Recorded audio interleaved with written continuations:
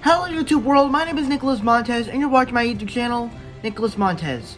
Welcome back to another YouTube channel video everybody. I'm so excited to have y'all back here together again.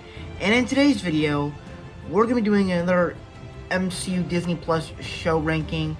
After the finale of What If has finally come out, I think it's a perfect time to stop and rank all 4 Disney Plus TV shows, finally again, from the worst to the best. Let's get started. Hello YouTube world, my name is Nicholas Montez and you're watching my YouTube channel, Nicholas Montez. Welcome back to another YouTube channel video everybody. I'm so excited to have y'all back here together again. And in today's video, we're going to be doing another MCU Disney Plus show ranking. After the finale of What If has finally come out, I think it's a perfect time to stop and rank all 4 Disney Plus TV shows, finally again, from the worst to the best. Let's get started.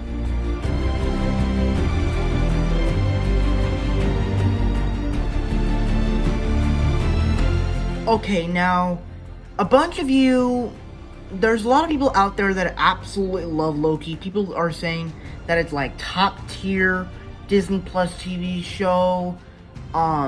There's a lot of cool stuff to talk about in this show.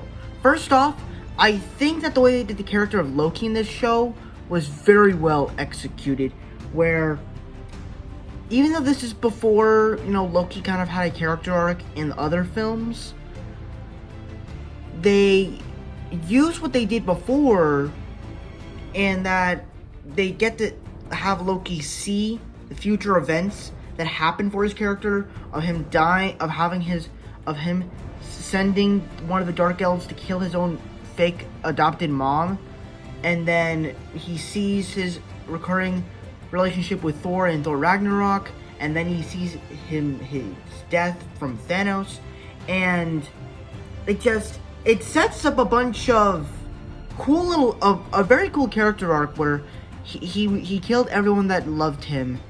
Everyone hates him, the people that loved him. And it's just heartbreaking for his character, and also he learns to love. We figure out why he does what he does. And he's also just very comedic, and there's just a lot of great stuff that I thought they did with the Loki character. Other thing you gotta talk about with this one, I also thought it was a great setup for the multiverse. As we got What If this past couple of weeks, I thought it was a very cool experiment to show what the multiverse is like with all these different realities and stuff like that. I also thought it introduced some pretty cool characters. The interactions between Loki and Mobius was also pretty cool. Sylvie was also a very interesting character, where she was on the run from the TVA throughout all her years since she was a child, and she escaped. And now that she realizes who's behind the TVA, and the TVA is not actually real, and they're all variants just like us, she's like, it's a big moment for her, and I thought that was a great part of the finale.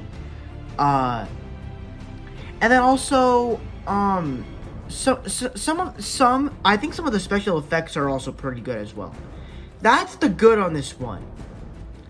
When it goes on to the bad, I just feel like that the way the story was organized just feels so incompetent. First off, I feel like that in the first episode, the story just feels so clunky, where Loki, it's like, I like Loki as a character, but it's like he's so misconceived, and that the way his character is, it's just so weird in the way the story plays out. They go from exploring his past to trying to dive into him, and it's like, it doesn't fit well in the second episode. They work together with him, and then they try to find out all this. I would say episode 2 probably has the better story, but episode 1 still probably has the best stuff ever. Episode 3 obviously has the weakest story, where it doesn't do anything big. It's just an episode to set up Sylvie and Loki's relationship. Episode 4 kind of gets the tension of the show going. Episode 5, it's much more of just to see the Lokis, but it's also a mixture of the setup for the next episode. And then episode 3 is where the multiverse gets involved, though it was a bit overwhelming because it's more of a quiet episode. And I don't really like the way the story was doing in this episode. Also, some characters just feel kind of formulaic. Some of them, I thought Hunter B-15, I thought was a great character to be introduced. I thought she had a little cool character arc with Loki and Sylvie and stuff. How she actually learns she actually has a past, a real human past. The Ravonna, I feel like her character was questioned. And I want to see more of her in Loki Season 2. I can't wait to see her back, and we can actually get an answer to her character. And then likewise, as all these shows have done, this show is not really action-based. It has some action sequences here and there, but it's not really a show that focuses on action. I would say the best episode probably is for action sequences is episode 3, but besides that, this is my least favorite, but it still is kind of top tier Marvel, but it's not my favorite of it.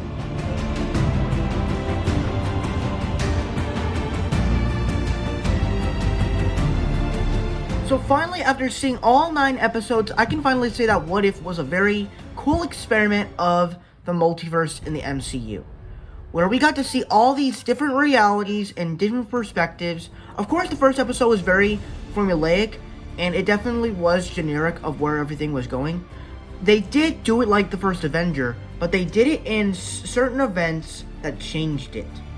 Episode 2, very different from Guardians of the Galaxy, and creates a whole new story where they change certain characters and they make the whole universe better, and have some great Easter eggs from the past MCU films of the space world of the MCU.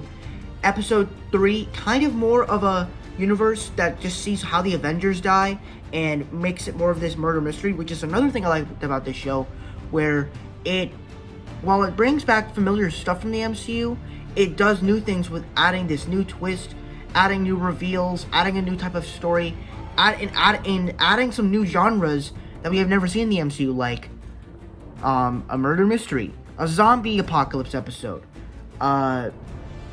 just new ways that they did it. And then likewise, as its animation, it works pretty well, and I think the animation fits. Is it as good as Into the Spider-Verse, the animation? It's close, especially when it comes to the explosions, but it fits the animation for this type of show. But I feel like that the way the story was organized, it doesn't really feel like it's setting up big stuff for the future multiverse project, like Spider-Man No Way Home, Doctor Strange 2. It just doesn't feel like big setups, because the way the episode of the finale ends, it just ends like the heroes, they save the multiverse from the most powerful being in the universe, Ultron, and they just go back home, and then the Watcher's like, I'm going to protect these universes to the end, and then it has that little Captain Carter multiverse thing. But just in general, like I don't think the way the story played out with just having it as just these normal episodes, and you're not really gonna see them ever, just feels kind of weak to me. And as this is gonna be a big thing, it just feels kind of weak. So, it's kind of disappointing a little bit. But overall, I thought it was a very cool experiment, and can't wait to see Season 2, and can't wait to see Captain Carter in Doctor Strange 2.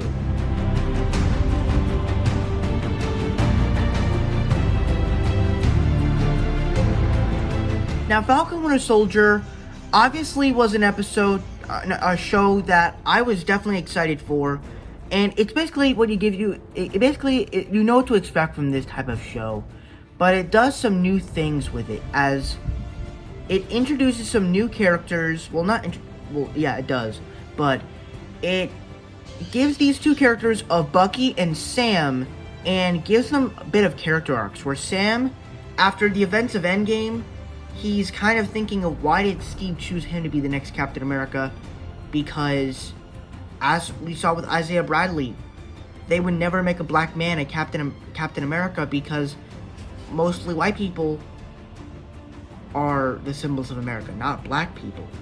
And I thought that was a beautiful story, the way they told it, and the way they give his speech at the end. And I also really love Bucky's arc, where he's trying to make amends, and he, after all that time in Wakanda, he finally has peace. He finally is calm. He's at peace, and it's also just the show is also just very funny. It has some very fantastic action sequences. Probably some of the best action sequences of Phase 4 since Shang-Chi, Black Widow, and What If. I would say those three projects all have amazing action. What If and Loki and WandaVision aren't really action based, but this is definitely one of the better projects that have great action sequences.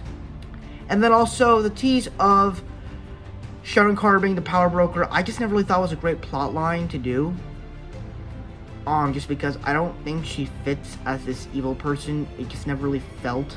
I mean, if you just had her be this more badass character, that would make more sense. But make her evil, just it never really made sense. But hopefully, if she appears in the Armored Wars series, we'll explore more about that. And then also the tease of this sort of Dark Avengers, Thunderbolts type of thing. I'm very excited for that. And then also John Walker as Captain America. Definitely not the best character, but I think his character was actually pretty well done. And it's kind of the what if scenario of what if the bully of the first Avenger got the serum, and how his character would be, and he could still be the hero, but he's still kind of evil. And that's a cool little thing that I thought was cool. And hopefully we actually get a little bit of a team up with U.S. Agent Yelena Belova and Abomination in the future. I wonder what this team is going to be. I really want to know what this is. So overall, I thought it was a really good show, but it was kind of disappointing in the way the story was. Also, the Flag Smashers, they were kind of weak. I thought episode 4 kind of balanced their plot line a little bit better, but once you get to the finale, it doesn't really close out their characters that well. So it was a bit disappointing, but I still thought it was a really good MCU Disney Plus show.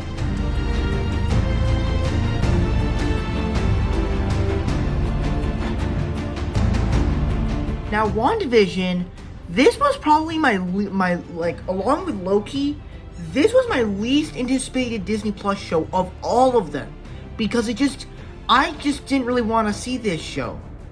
Because they're making it a sitcom, and then they're bringing back Vision. How is this all going to tie in after Avengers Infinity War? Like, Vision was made in 2015, and then he was killed. Like, this was so confusing. And then I watched it. The first 2 episodes I thought were amazing. I just thought the first episode was so clever. Even though I didn't know what was going on, I just watched it as a clear Marvel fan. Just watched it as a sitcom starring 2 Avengers. I just thought it was amazing and something brand new that I thought was amazing for what Marvel did. Episode 2, pretty good, but not the best. But I still thought it was really good. Episode 3, great.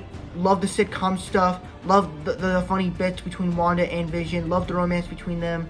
And then that cliffhanger at the end was also fantastic. Episode 4 was also another great one, where they kind of show you what's going on behind the scenes of when this happened, what was going on outside the Hex. Episode 5, great episode where Vision finally finds out what's going on, and then the cliffhanger is like, is this where the multiverse is going ahead? And then episode 6, Halloween episode, pretty good. Vision finds out what's outside of Westview. I was about to say Swellview. This isn't Henry Danger. This is WandaVision. And then you realize, nope, this isn't multiverse thing. Episode 7, kind of weak, but not the best thing.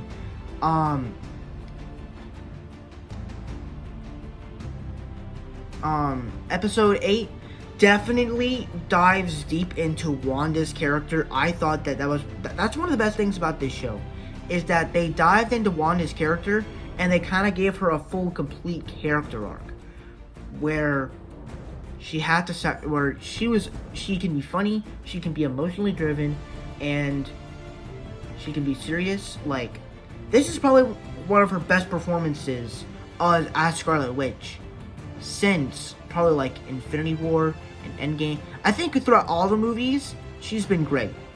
She's probably one of my favorite MCU characters. She's just great. Vision is also funny. Monica Rambeau is a character that doesn't really have any problems. I don't really have any problems with her. And I thought her superhero origin story was also pretty good. Jimmy Woo and Darcy coming back, I thought they were pretty good. They don't play big roles, but I thought they were nice little characters to come back. Hayward was a character I was disappointed with because his motivation of what he's doing was interesting, but they don't really focus on that in the third episode. They try to close out too much, but the main thing about the finale is closing out, is trying to stop the sitcom world, to try to get rid of it. And I thought that was interesting. So overall, I thought WandaVision was great. Kind of overwhelming in some parts, but overall I thought it was great. So that's my ranking of all 4 Disney Plus TV shows. Thank you guys so much for watching. I hope you enjoyed. Don't forget to like, comment, and subscribe. My Instagram is Marvel6. My TikTok name is WarWallFan. If you guys don't understand those names, head to my bio section so you can follow me on all social medias. I'm also on Letterboxd. It's the same name as Instagram. I'm _6_. And I'll see you guys in the next video. Bye-bye.